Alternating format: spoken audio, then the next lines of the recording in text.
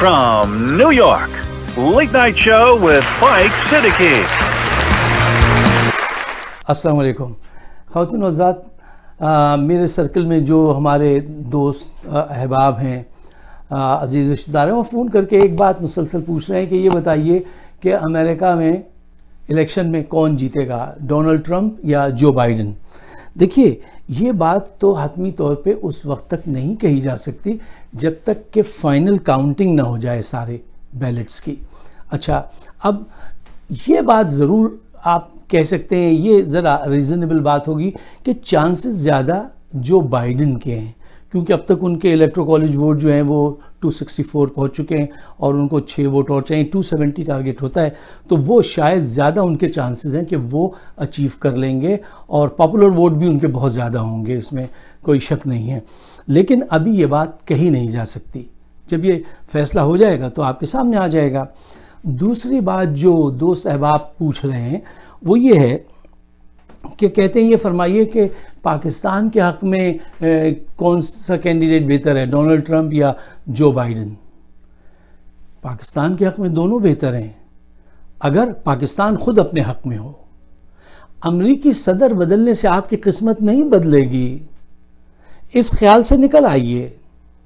आप अपनी किस्मत ख़ुद बदलेंगे। करप्शन को आप अप्रिशिएट करना छोड़ दें, उसका साथ देना छोड़ दीजिए। अदालतों को ठीक कीजिए, इंसाफ प्रोवाइड कीजिए, ठीक है ना। अपने घर को खुद ठीक करेंगे तो सब आपके साथ ठीक होंगे। लेकिन अगर आपका घर जो है वो ठीक नहीं होगा और आप करप्शन को कहेंगे कि नहीं ये कोई करप्शन नहीं की और उसके लिए नारे लगाएंगे, तो आपके लिए कोई भी अच्छा साबित नहीं होगा। ये बात अपने जहन में रखिए। अच्छा, पाकिस्तानी मीडिया को इस मरतबा देखा तो कुछ हंसी भी आई, कुछ शर्म भी हुई और कुछ दुख भी हुआ। एक कमेंटेटर पाकिस्तान के फरमा रहे थे कि ये डेमोक्रेट पार्टी ने जो अपना निशान गधा रखा है उसकी वजह यह है कि अमेरिका में गधे को जहानत की अलामत समझते हैं। हम यहाँ पाकिस्तान में बेचारे पे डंडे चलाते हैं और सामान इतना ज़्यादा लाते हैं, वहाँ इसको ज़हीन समझते हैं, इस वजह से ये रखा गया, जबकि ये बात नहीं है। थोड़ा सा पढ़ लिया कीजिए। आज तो यार बहुत आसान है रिसर्च करना। ये 1800 की बात है, एंड्रयू जैक्सन गालिबन नाम था उनका, जिन्होंने पहली दफ़ा, वो एक बड़े रिजिड किस्म के एक अमेरिकन थे, तो उनको लोग, उनके दोस्त छेड़ा करते थे, ए यू जैकैस, यानी मतलब बेवकूफ़ आदमी, जैकैस कहते हैं बेवकूफ़ आदमी को, ठीक है ना। तो वो तुम ए यू डंकी, ए यू जैकैस, इस किस्म की उनसे गुफ्तगू करते थे। उस ज़माने में ज़रा यही स्टैंडर्ड था अमेरिका का। तो वो जो है उन्होंने अपने निशान रख लिया, ये सिंबल रख लिया इसका कि तुम मुझे ये छेड़ते हो, लो मैंने ये निशान रख लिया। उसके बाद वो कामयाब हुए और वो रिवायत बन गई। अच्छा, इससे ज़्यादा तारीख में जाने की ज़रूरत नहीं है और अहम मसले आज इस दुनिया के मौजूद हैं जिन पे गौर करना चाहिए। अच्छा, एक और कमेंटेटर फरमा रहे थे जो बड़े अफसोस की बात कह रहे हैं, अमेरिका में इलेक्शन ख़त्म होते ही कहत पड़ जाएगा, वॉर शुरू हो जाएगी, सिविल वॉर शुरू हो जाएगी। और ये बात सिम्पसन कार्टून ने पहले से ही बता दी थी। ये पॉलिटिकल पंडित पाकिस्तान के कार्टून्स देखकर प्रेडिक्शन कर रहे हैं। यार ये किस किस्म की बातें कर रहे हैं पाकिस्तान में लोग, इन्हें आप समझाइए, इन्हें रोकिए। अच्छा, ये तो खैर चलिए, एक मतलब फौरी तौर पे खुद भी आदमी रिजेक्ट कर देगा कि यार ये क्या ये कह रहे हैं, ये कि कहत पड़ जाएगा और ये बकवास। तो लेकिन एक साहब ने जो पाकिस्तान के ट्रू इंटेलेक्चुअल हैं, मैं पाकिस्तान के मीडिया को वॉच करता हूँ, मेरे ख्याल में पूरे पाकिस्तान में मैं उंगलियों पे गिन सकता हूँ, इतने ही दानिश्वर होंगे जो सच्चे सोच समझ रखने वाले, पढ़ने लिखने वाले दिमाग हैं। उनमें से he is one of the leading one. अच्छा, वो क्या फरमा रहे हैं, उन्होंने कहा कि TR जो है, ट्रंप जो हैं, वो इलेक्शन हारने के बाद सुप्रीम कोर्ट जाएगा जी, और वहाँ पे जाके वो भी जज ना कर ले यहाँ की तरह, वहाँ पे भी ये होता है। यार इतनी बड़ी बात आपने कह दी, आप इतने बड़े आदमी हैं कि यहाँ की अदालतों को आपने पाकिस्तान की अदालत से यहाँ के चीफ जस्टिस को जस्टिस क़य्यूम बना दिया आपने। हिस्ट्री तो पढ़िए, देखिए कितने तारीखी फ़ैसले किए हैं।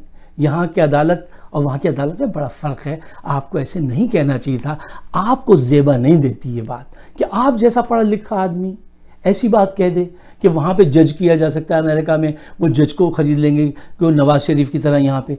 ऐसा यहाँ मुमकिन नहीं है। आपने ऐसी बात कह दी, मैं शॉक हो गया, क्योंकि मैं आपको सुनता हूँ, आपके कहे हुए अल्फाज यहाँ पे ट्रांसलेशन करके यहाँ के इदारों को, थिंक टैंक को दिए जाते हैं। हम ज़रा वो देखिए कि आपकी वैल्यू देखिए क्या है, और आपने बात क्या कर दी, बड़ी अजीब व गरीब बात कर दी। अच्छा, अब ये साहब जिन्होंने ये बात की है, आप इनसे बहस नहीं कर सकते। ये बहुत पढ़े लिखे, लॉजिक इन्होंने पढ़ी है, फ़लसफ़ा इन्होंने पढ़ा है, इकोनॉमिक्स के स्टूडेंट ये थे, इन्होंने सारा कुछ पढ़ा हुआ, इंतहाई पढ़े लिखे ज़हीन फित्तीन आदमी हैं। आप इनसे जीत नहीं सकते, तो आर्गूमेंट नहीं करने चाहिए ऐसे लोगों से। अच्छा, एक वाक़या याद आ गया, जल्दी से सुन लीजिए। एक साहब थे, वो भी बड़े ज़हीन थे। उनकी जब लोगों की ज़रा ज़हानत ज़्यादा हो जाए, वो थोड़ा सा बहक भी जाते हैं। तो उनको ये यकीन हो गया कि वो मर चुके हैं। उन्होंने कहा मैं मर गया हूँ, साल भर हो गया मैं मरा हुआ हूँ। उनके घर वालों ने बहुत समझाया, साहब आप जिंदा हैं, आप क्यों ऐसी बात करते हैं, ठीक है ना। वो नहीं माने, उनको फिर एक बहुत बड़े माहिर नफ्सियात के पास ले गए इलाज के लिए। तो माहिर नफ्सियात ने उनसे गुफ्तगू करने के बाद कहा, साहब ये तो आप बिलीव करते होंगे कि एक आदमी जो 1 साल पहले मर चुका हो वो ब्लीड नहीं कर सकता, मरा हुआ आदमी ब्लीड नहीं कर सकता। कहने लगे जी। फिर उस डॉक्टर ने एक सुई ली, उनके हाथ में चुभाई, जैसी चुभी तो ज़रा सी तकलीफ हुई, खून निकल आया। तो वो डॉक्टर ने कहा, देखिए ये सबूत है कि आप जिंदा हैं, आप ब्लीड कर रहे हैं। तो ये साहब जो ज़हीन फितीन आदमी थे, कहने लगे, ओहो, now I know why people were talking about you, that you are a very intelligent doctor. Oh, now I realize. अच्छा, तुम वाकई एक अजीम डॉक्टर हो, तुमने आज ये बात साबित कर दी कि मरा हुआ आदमी भी ब्लीड कर सकता है। वो फिर भी ना बदले और उन्होंने कहा तुमने ये बात साबित कर दी। तो ऐसे लोगों से बहस तो नहीं करनी चाहिए। अच्छा, अब आइए ज़रा और आगे बढ़िए। ये देखिए कि अमेरिका के लिए इस इलेक्शन में क्या है। मैंने अमेरिका के 11 इलेक्शन देखे और हर इलेक्शन में मैं बड़ा इंटरेस्ट लेता था, फॉलो करता था। इंटरेस्ट है मेरा ज़ाती शुरू से, बचपन से। अच्छा, अब वो जो है, मैंने ऐसा इलेक्शन कभी नहीं देखा कि मेरी पार्टिसिपेशन और जज्बा जो था वो बहुत ही मिनिमम था। मेरा बस चलता मैं दोनों को वोट ना देता, लेकिन मैं वोट देने गया, मैं तासुब के ख़िलाफ़ वोट दे के आया हूँ। बाइडेन के हक़ में कम, तासुब के ख़िलाफ़ ज़्यादा, क्योंकि टीआर जो है वो बहुत तासुब करते हैं मुसलमानों के साथ, हर एक के साथ। तो वो इस वजह से मैंने वोट दिया। अच्छा, अब आइए ज़रा गहराई में उतर के जायज़ा लीजिए कि ये दोनों किरदार जो हैं, ये अमेरिका के लिए मैं जो कह रहा हूँ कि अच्छे साबित नहीं होंगे, इसकी वजह क्या है। देखिए, इन दोनों के अंदर वो जज्बा ही नहीं है जो बड़े बड़े प्रेसिडेंट गुजरे हैं, टेडी रोजवेल्ट थे, कैनेडी थे। जब वो इलेक्शन लड़ रहे हैं और जब वो आते थे तो उनको एक दिल में ख्वाहिश होती थी, यार वाइट हाउस में रहेंगे जाके, ओहो क्या जगह होगी और क्या कवानीन बनवाएंगे, पूरी दुनिया को गाइड करेंगे। ये दोनों हजरात वाइट हाउस में रह चुके हैं, इनका दिल भर चुका है, अमेरिकन पावर को ये इस्तेमाल करके देख चुके हैं। अब इनके पास इंजॉय करने वाली, मोटिवेशन वाली कि we will change the world, कि हम कोई नया कवानीन बनवाएंगे, इनके पास ऐसा कोई जज्बा नहीं है। ये खूब वहाँ रह चुके हैं, सो चुके हैं, अमेरिकन पावर इस्तेमाल कर चुके हैं। इन दोनों की मिसाल ऐसे ही है जैसे किसी हरे भरे दरख्त पे कोई कुछ मुर्दा सी बेल चढ़ी हुई हो, उससे ज़्यादा इनकी अहमियत कुछ नहीं है। अच्छा, अब एक बड़ी अहम बात है जिस पे ज़रा तवज्जो से गौर कीजिएगा। वो बात ये है कि देखिए, लीडरशिप जो होती है उसका ताल्लुक डिसीजन मेकिंग से बहुत अहम होता है। लीडर को क्या अच्छे डिसीजन बनाने पड़ते हैं, ये बात अपने जहन में रखिएगा। फिर मेरी बात सुनिएगा। ये दुनिया जिसमें आप और हम आज जिंदा हैं, ये वो दुनिया नहीं है जिसमें हम और आप पैदा हुए थे। ये बदल गई है पिछले 20 साल में, और कोविड के बाद जिस तेज़ी से स्पिन किया है इस दुनिया ने, जिस तेज़ी से अपना रुख बदला है, और आने वाले 20 साल में ये वो दुनिया नहीं रहेगी जिसका आप तसव्वुर नहीं कर सकते। इतनी बड़ी चेंज आने वाली है। अच्छा, इस चेंज में हम क्या कर रहे हैं, हम बूढ़े लोगों को लेकर सामने आए हैं। मैं बूढ़े लोगों की रिस्पेक्ट करता हूँ, बहुत प्यार करता हूँ मैं बूढ़े लोगों से। लेकिन देखिए, आज के ज़माने से देखिए कि आज लीडरशिप वो चाहिए है जो तेज़ी से बदलते हुए वक्त में तेज़ी से फैसले कर सके, जहानत के, जुर्रत के। इनमें वो चीज़ नहीं है। क्यों? उसकी वजह ये है कि बड़ी उम्र के लोग चेंज को नापसंद करते हैं, वो बड़ी पैसिव थिंकिंग रखते हैं। यही इन हजरात के साथ भी है और यही इनके फैसले जो है करने में जो चीज़ माने आएगी वो यही उम्र और ये सोच, उम्र नहीं सोच की मैं बात कर रहा हूँ, माइंड इज़ एवरीथिंग, वहाँ पे ये हमें बहुत बड़ा ऑब्स्टिकल होगा। ये ऐसी बात है कि हम नए दौर के ताले पुराने दौर की कुंजियों से, चाबियों से खोलने की कोशिश करेंगे। क्यों?